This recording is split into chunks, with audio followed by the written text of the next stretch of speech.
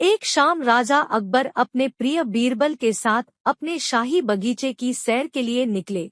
वह बगीचा बहुत ही शानदार था। चारों ओर हरियाली ही हरियाली थी और फूलों की भीनी भीनी खुशबू वातावरण को और भी खूबसूरत बना रही थी। ऐसे में राजा को जाने क्या सूझा कि उन्होंने बीरबल से कहा, बीरबल, हमारा मन है कि इस हरे भरे बगीचे में हम हरे घोड़े में बैठकर घूमें। इसलिए मैं तुम्हें आदेश देता हूँ कि तुम 7 दिनों के अंदर हमारे लिए एक हरे घोड़े का इंतजाम करो। वहीं अगर तुम इस आदेश को पूरा करने में असफल रहते हो तो तुम कभी भी मुझे अपनी शक्ल न दिखाना। इस बात से राजा व बीरबल दोनों वाकिफ थे कि आज तक दुनिया में हरे रंग का घोड़ा नहीं हुआ है। फिर भी राजा चाहते थे कि बीरबल किसी बात में अपनी हार स्वीकार करे। इसी कारण उन्होंने बीरबल को ऐसा आदेश दिया। मगर बीरबल भी बहुत चालाक थे। वो भली भांति जानते थे कि राजा उनसे क्या चाहते हैं। इसलिए वो भी घोड़ा ढूंढने का बहाना बनाकर 7 दिनों तक इधर-उधर घूमते रहे।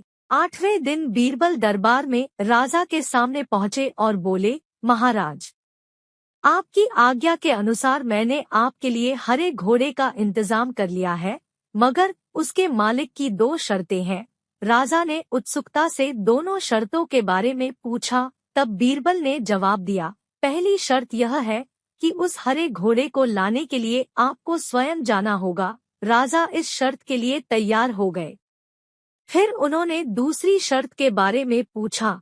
तब बीरबल ने कहा, घोड़े के मालिक की दूसरी शर्त यह है कि आपको घोड़ा लेने जाने के लिए सप्ताह के 7 दिन के अलावा कोई और दिन चुनना होगा। यह सुन राजा हैरानी से बीरबल की ओर देखने लगे।